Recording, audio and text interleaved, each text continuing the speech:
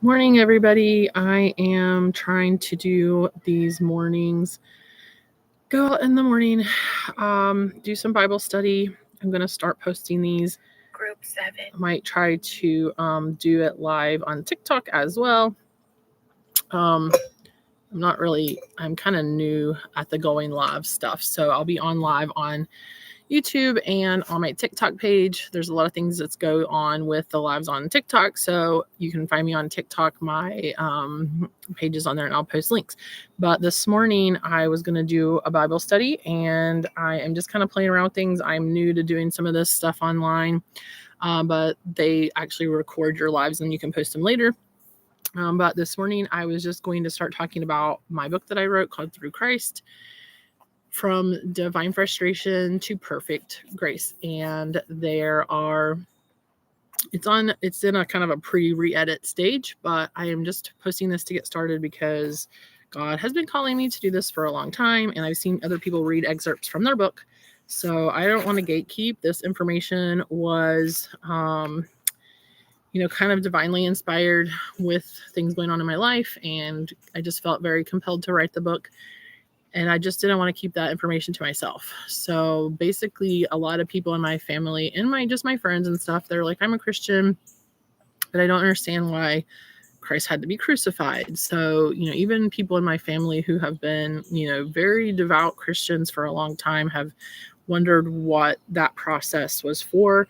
So this is kind of for people who are already Christian or maybe people who are exploring Christianity and have questions. I'm just going to read some stuff from my book. I'm going to kind of skip the introduction or to the dedication of my book, but I'm just going to read the introduction because I wanted to record some of my thoughts when I was writing this book.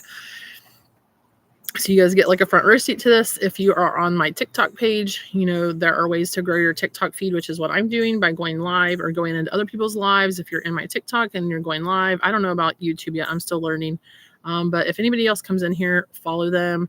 You can give gifts. You can just tap and share. You can tap and share my page, and that invites other people to come in here. That's how I grew from 500 to 1900 over just a couple of days. So we're just exploring this. I'm new to the live stuff, but my content does have to do with Jesus. Sometimes I share stuff about my chiropractic office and just ways to stay healthy, but that kind of all ties into it. Because to me, your body is the temple. That is what we are supposed to live by. Our body is the temple. So all the healthy things that I post, it also has to do with keeping your body healthy. I'm a work in progress. I am on a weight loss journey too. Some of my content has to do with that. So, but this morning I just wanted to read part of my book and go through what I was talking about. So this is an introduction video and just like a practice round for me going live and see what happens. There are people who are monetizing with going lives.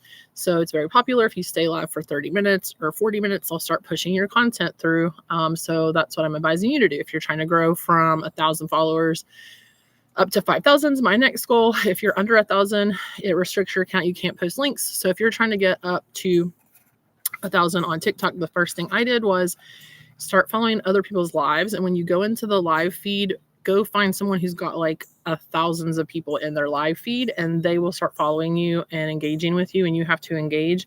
And it's like, it's not that much. It's like 20 cents or something to do some little engagements in the pages. And there's tapping. You can tap the screen. So you can tap my screen right now. That'll give me some likes and some make it popular. But I'm going to read from my book. I don't know. It might shield me from promoting that, but I don't know if you can see it over here if you're on my YouTube. Again, I'm just playing around with all this stuff. I'm not a studio person, but I'm just going to read from my book and then it'll record it and I can post it later. But this is my book, Through Christ. I wrote this book because so many people had questions about what through Christ actually means. But people also are like, well, who are you? What gives you authority to talk about this? And I also talk about that in my book. But I'm just going to read this morning, and there's some Bible verses in there, so we'll talk about that. But the first introduction section of my book says, why me? Many people have written and spoken about the final moments of Christ's life, but I think some of us have missed the big picture and the subtle nuances of what happens at the cross. What led up to it? Yes, Jesus was crucified. Yes, he took on the sins of the world, and through that sacrifice, you can be forgiven if we choose to repent and accept the grace given to us. But what does all of that actually mean? Why did Jesus have to be sacrificed? Why did God forsake Jesus in his final moments? Because that's what Christ said. He's like, Father, why have you forsaken me? What happened? I want to dive deep into this topic and explain it in a way my young adult and teen children can understand. I want to help my children and young people worldwide understand the real significance of the crucifixion. Before we go any further, let me be honest with you. I'm not a great theologian, a pastor, or a priest. I'm not even a good public speaker. So why did I write this book? Why me? I've asked myself and God that exact question repeatedly. But let me tell you about my background, my foundation. I had a close relationship with Christ since I was 11 or maybe a little longer. I was raised in the Appalachian Mountains in a fairly safe and secure family where almost everyone was a Christian. My great-great-grandfather was Reverend Earl G. Hissam Sr., and he founded his own church, the Hissam Holiness Tabernacle, and it's the Hissam Mission. It has a rich history rooted in the Bell area of West Virginia, and it was founded in 1933. It began with tent revivals and free Thanksgiving dinners, a tradition that continues today at the mission's interdenominational mission, HIM. Seeing pictures of hundreds of people being fed in those tents when I was growing up is maybe the very reason that Thanksgiving is still one of my favorite holidays. Many of my cousins went into the ministry, and my grandfather, Chelsea Thornton, was a very dedicated lay leader in the church that I grew up in Wilkinson Memorial United Methodist Church in a tiny, unincorporated town in literally called Hometown, West Virginia. These little churches often shared one pastor between 3 or 4 congregations. So lay leaders would prepare and deliver sermons and take turns with the actual pastor. That little church was expanded when I was a child, and I've always said my papa practically built that church with his bare hands, though that may not literally be true. He was incredibly dedicated and tithed religiously. I can remember many times seeing him studying and writing sermons. I know he wasn't a saint, but in my mind, he was this larger-than-life man who was still lifting weights well into his 70s and remained devoted to God until he passed away when I was around 23. My father even took some certification classes and gave a sermon here or there. What I remember most about his spiritual guidance as a child was him sitting us girls down. I have 2 sisters, and he made us watch Charles Stanley or Joyce Myers on television all the time. My sisters and I were trained to sing and harmonize at church and family reunions, so the older hymns are still ingrained in my memory as solidly as any pop cultural song on Spotify today. When we were recruited to teach Sunday school to the younger children, even though we were still kids ourselves, because small churches have limited resources, and many people are unwilling to study and prepare and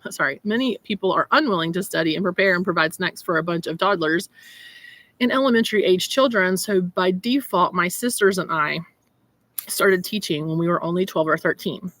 I guess we were just always surrounded by our faith, and that's what prompted me to write this book in part. We weren't really exposed to other cultures, religions, or even other races until I was in high school, and even that was limited. So it wasn't hard to embrace our Christian faith as it is for young adults today. I've gone through so many things, and my faith is the only reason I'm still standing. So I can't imagine what a lot of young people are going through these days when they don't have that foundation to stand on. Therefore, everyone who hears these words of mine and puts them into practice is like a wise man who built his house on the rock. The rain came down, the streams rose, and the winds blew and beat against that house, yet it did not fall, because its foundation on the rock. Everyone who hears these words of mine does not put them into practice. It's like a foolish man who built his house on sand. The rain came down, the streams rose, the winds blew and beat against that house, and it fell with a great crash. That's from Matthew chapter 7, verses 24 through 27. I also came to realize that things I just understood and took for granted were really confusing to so many people. With my understanding comes a responsibility to teach. As I have said, I come from a long line of pastors. I didn't mention that most other people in my family became teachers. Grandparents, parents, aunts, uncles, and siblings are all educators. You could say that was our family business. Growing up surrounded by an educated, very opinionated, lively, loud family allowed me to ask questions and debate things and dissect the meaning of words. This was encouraged in our home. I started teaching Sunday school and later swimming lessons, and then became a physical education teacher to middle school children. So I guess preaching and teaching are just in my veins. And in spite of a very long, hard effort to thrive in a different profession, I find myself now drawn back into a calling that I tried to run away from. My reality, while I was surrounded by a community of Christians, I still felt let down by the church sometimes, let down by my family sometimes, and ultimately let down by myself and my own choices. I'm not a saint. I have sinned. I have often strayed from my values, and every time I have paid a price and suffered the consequences. I put my toes in the fire, and when that didn't hurt enough to stop me, I jumped full force into the secular world when I went off to college. As they say, I sowed more than my fair share of wild oats, but I won't glorify that time. Yes, I had fun, but at what cost to my self-esteem, my health, and my children later on? I am writing this to reassure you that I am definitely not some beacon to hold up as a role model. I'm more of a cautionary tale of how to avoid potholes I fell into and dug for myself. Now that I'm in my mid-40s, I feel like I'm relearning the lessons that somehow I knew when I was 11, but forgot along the way. All the mistakes I made left me feeling unworthy, and not just of other people's love, but self-love. But I didn't even feel worthy of God's love. A long time ago, I tried to bargain with God. I was on my knees, weeping on the floor. I begged him to let me suffer pain and struggle if it meant that my kids wouldn't have to. Loving my children, even more than I loved myself, taught me so much about God's love for us. That love also taught me about God's frustration when we choose to turn away from him. The only time I got really angry at my children was when they were hurting each other or themselves. And then I had a conversation with God that ignited action. For over 5 years, I argued with God about writing this book. The conversation went something like this. God said, you need to write this book and send this message. And I was like, no, pick somebody else. I'm not worthy. And he was like, yes, you. And I'm like, nope, I'm too busy. I'm too tired. I'm too sick. I'm too broke. I'm too distracted. And God just said, yes, write this book. And I was like, no, I've made too many mistakes and I'm too stressed to focus on this. And he just kept saying, yes, write this book. And I was like, why me? I'm not worthy. I'm broken. I've sinned against you over and over, even though I knew better. I was weak. I chose sin. Why me? And I pray a lot and I do hear God's voice. And he just spoke to me and he said, because of the things, I choose you as my messenger. Because of all of the things that you've done, you will understand this message. And so will other people who need it. I'm just going to read the introduction in this video and then I'll go to other things. But in July of 2024, so this was last summer, I was still ignoring God. And I just was like, no, I'm not worthy to write this. I'm not worthy to be your messenger. Daily, I would hear him telling me that this book would answer my prayers. But I wouldn't sit down and write it. I was making choices. I was doing impulsive things that led me down a very dark path. And then I got sick. My migraines were back. I was exhausted. I had a systemic allergic reaction to poison ivy. Literally, my eyes were swelling shut. I was just itching all over. I ended up on a lot of steroids and medications. And then I started having some suicidal thoughts. I was, thinking like, this is why people kill themselves. That's as far as I took it. But that was scary to me.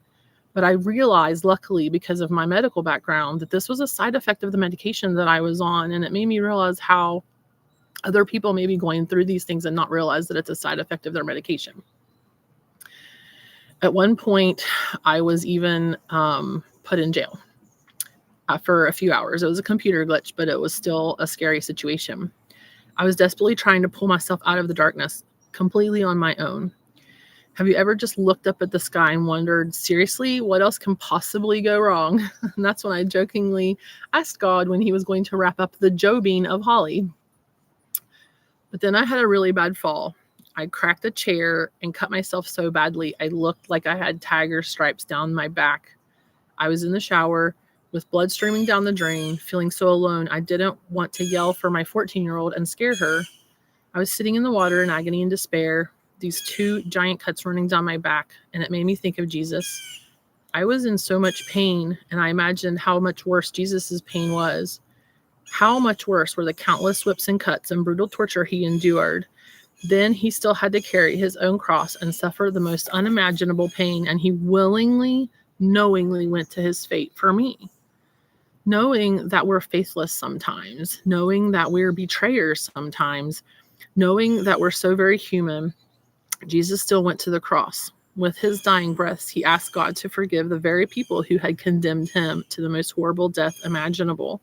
In Luke 23, verse 34, he says, Father, forgive them, for they know not what they do. That's how worthy you are of God's love. So I had another conversation with God.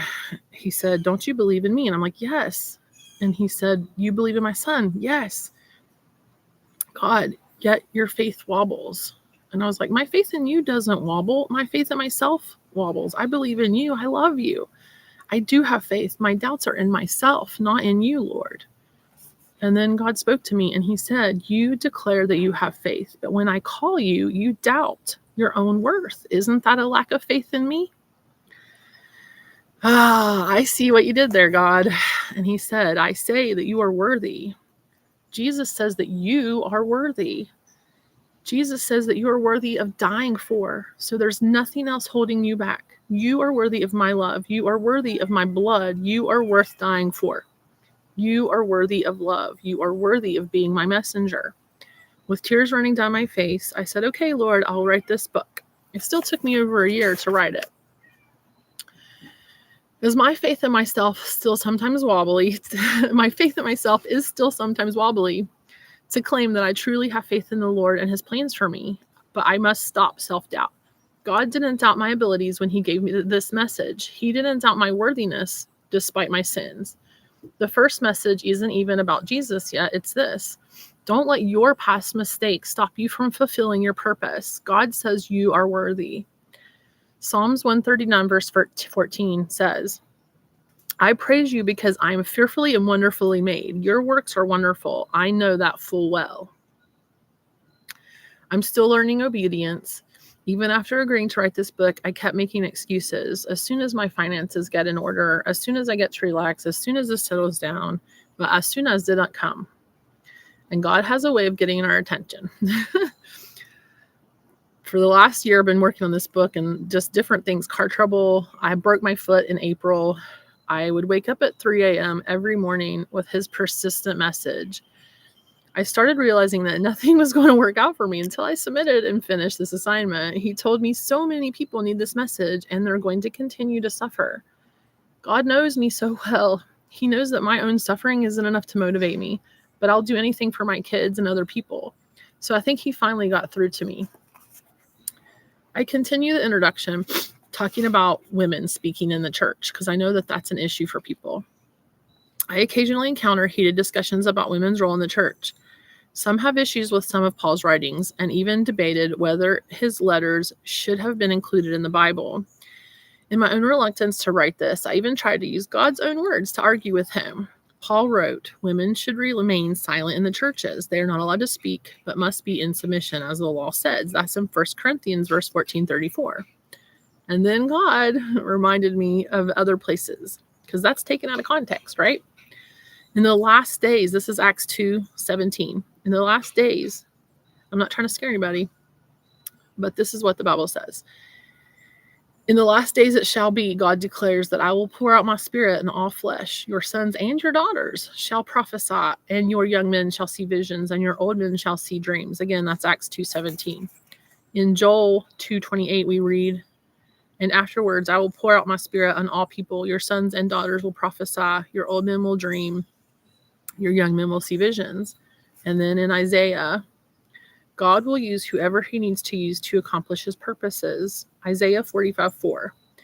And why have I called you for this work? Why did I call you by name? When did you not know me? It is for the sake of Jacob, my servant Israel, my chosen one. So Paul himself worked with educated women in the ministry, and a lot of people leave that part out. He commended Phoebe as a deacon of the church and asked the Romans to receive her in the Lord in a way worthy of his people, to give her any help she may need from you, for she has been the benefactor of many people, including me. That's in Romans 16:1-2. He also praised Priscilla, who, along with her husband Aquila, took the eloquent preacher Apollos' side and explained to him the way of God more adequately, in Acts 18:26. These weren't silent women. They were educated teachers and leaders whom Paul trusted with significant ministry responsibilities. The key was that they were educated. Later in this book, I will mention King Cyrus, but he is a good example of how God will accomplish his goals. even if he has to use an outsider to get the job done.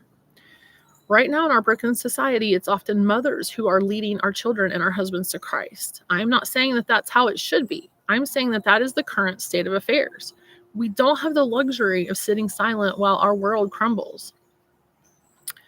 When I began writing about certain biblical figures, I found myself with more questions than answers. Why don't we get to read more about some of their lives? Were the gospel writers afraid certain figures would overshadow Christ? Were they afraid we'd get confused?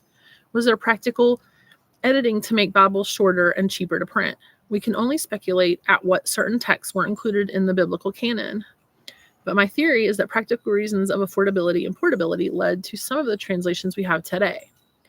Searching for answers to my questions about characters like John the Baptist, I've consulted texts that aren't canonized, but I felt important to mention.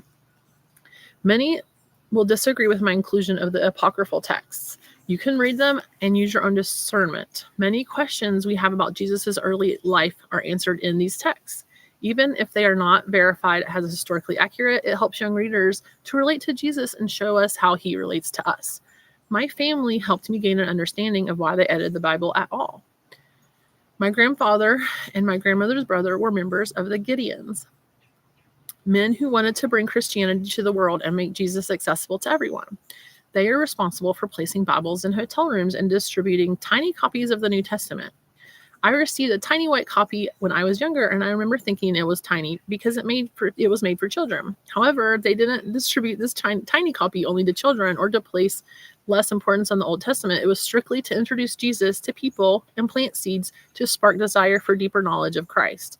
It was much more affordable and easier to distribute these smaller versions. Just as the Gideons chose to distribute only the New Testament for practicality, I feel like many of the edits to our Bible were for practical purposes rather than some sinister intents and misrepresentation. I believe we should avoid making the Bible into an idol to be worshipped and never questioned. This way of thinking often pushes people away from God because as a church, we use the Bible as some sanctimonious, self-righteous weapon of judgment instead of the guide toward understanding and a relationship with a loving God that it is meant to be.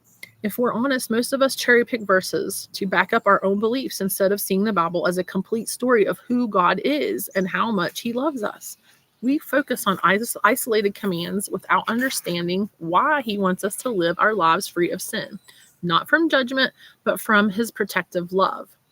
When we miss the bigger picture, we turn God's love letter into a rule book and wonder why people run from church instead of running to Jesus.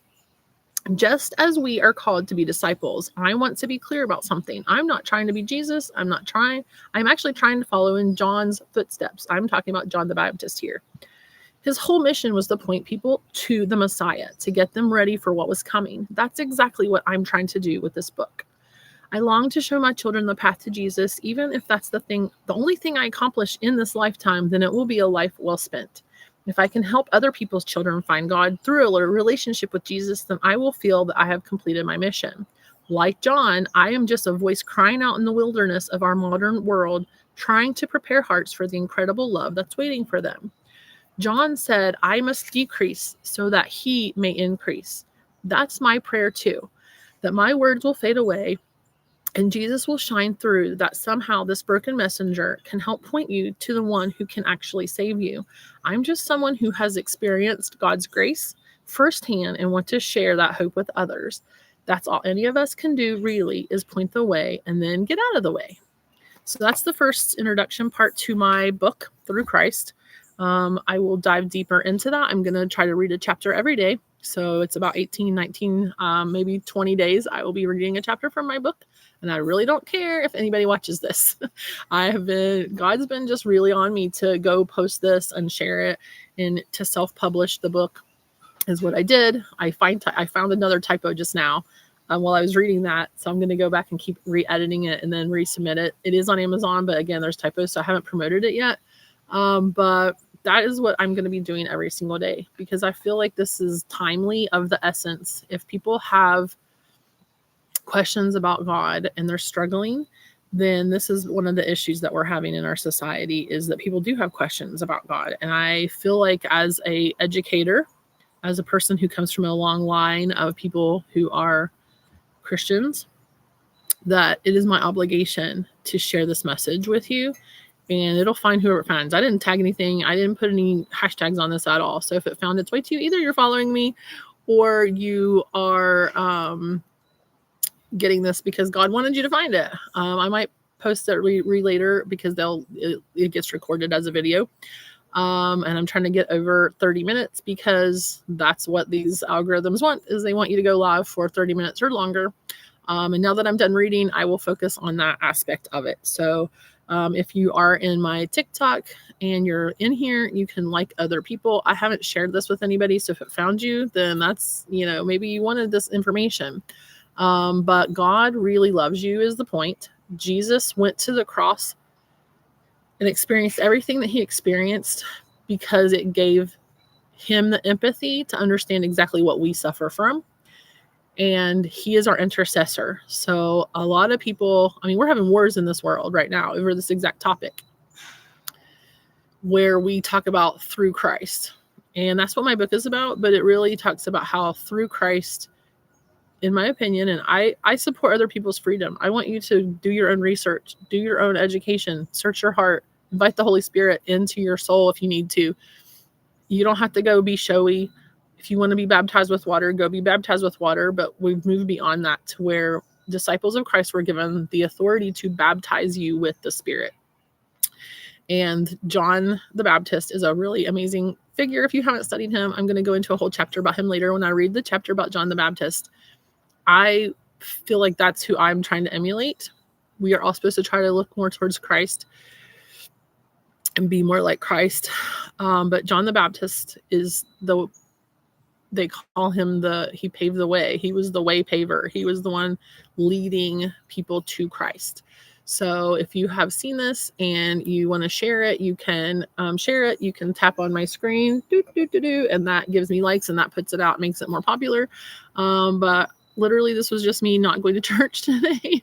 Today is supposed to be one of the last days before it gets super, super cold tomorrow. And I just don't like leaving my house.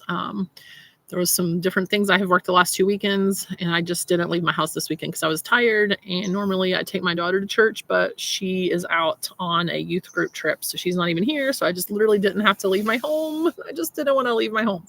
But we're communing with Jesus. If 2 or more people can come on to this page and like it, and if you're seeing this, then I'm going to tell you how to grow your following right now. So I don't know about YouTube yet. I'm still learning. But on TikTok, at least, I was stuck at 500 views, and I started going into other people's lives and engaging with that. So go find the people who are live but have like thousands of followers in there.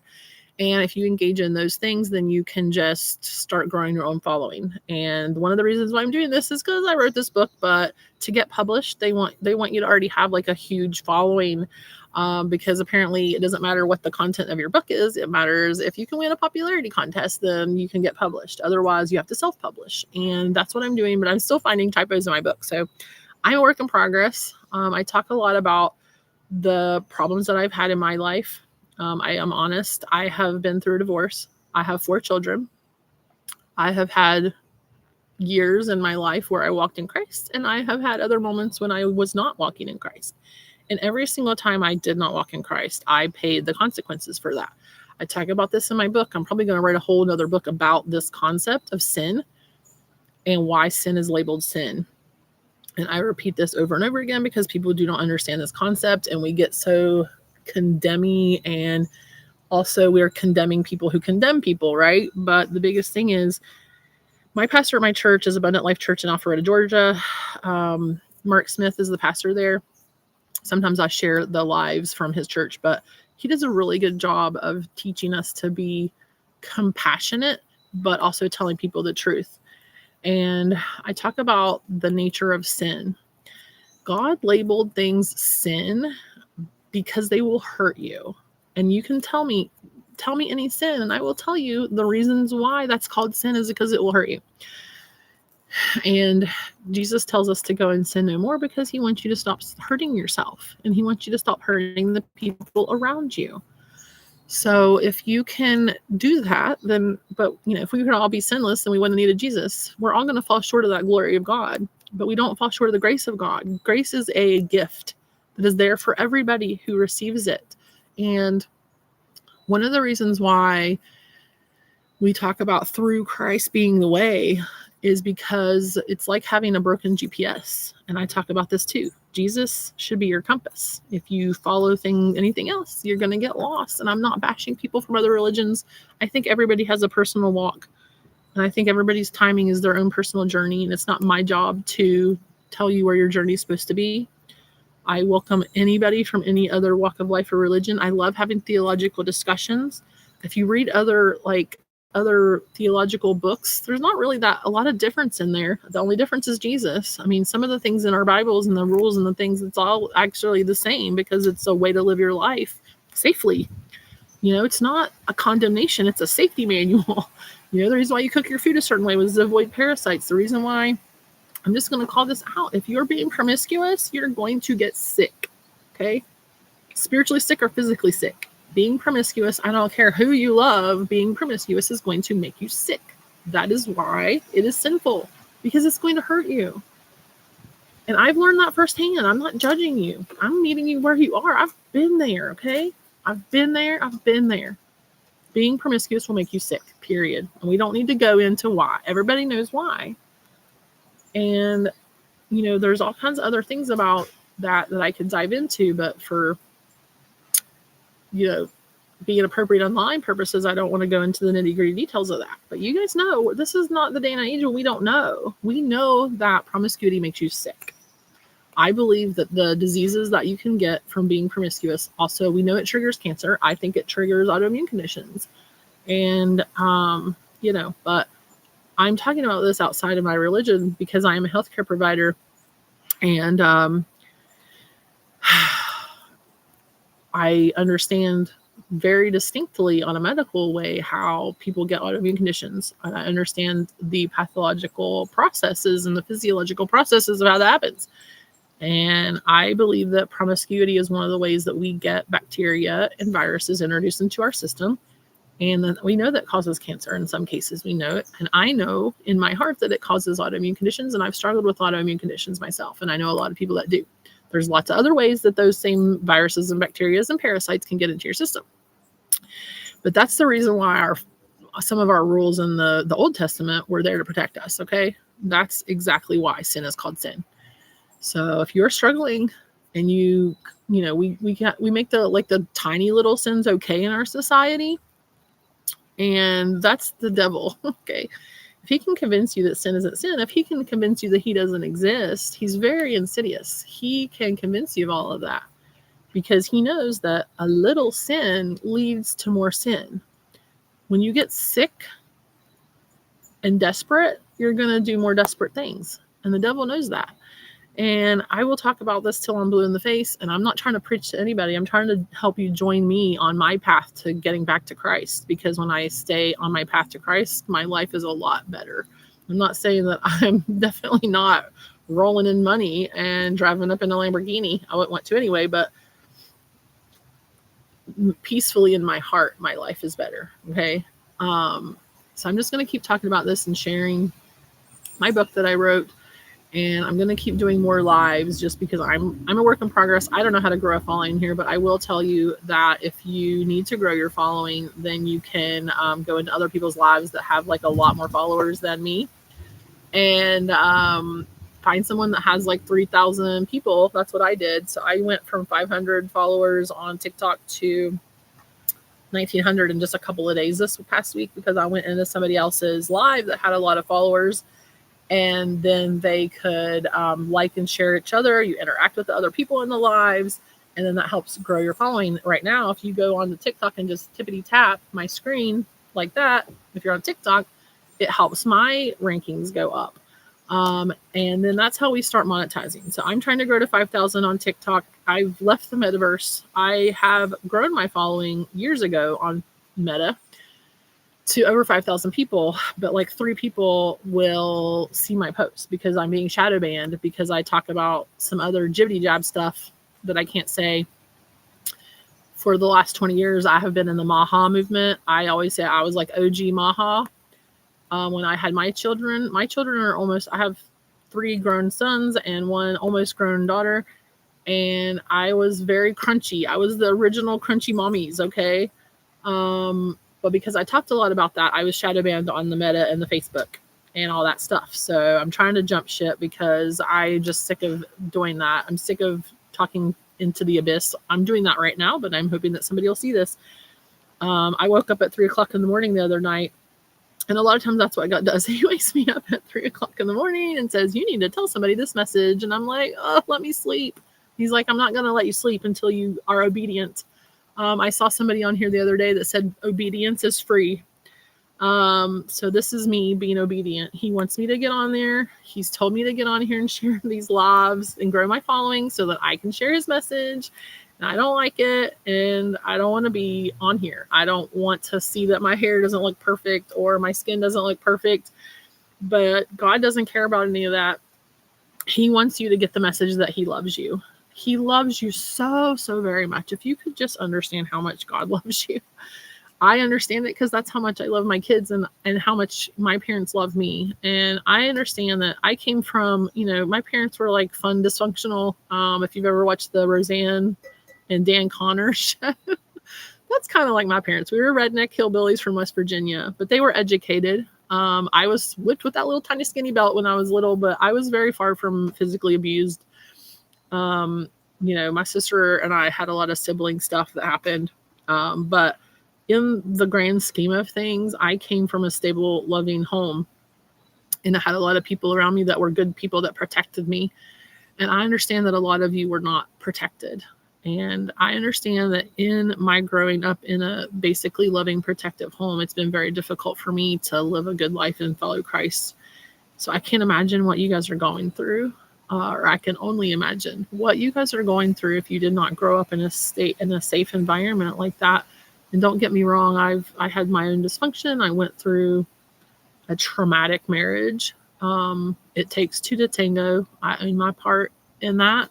I was very young. I was 22, I think 21, 22 when I got married and had kids pretty much right away. So I had twins. So when I was 23, 24 years old, I had twins. And that was stressful. It was financially stressful for me and my ex-husband.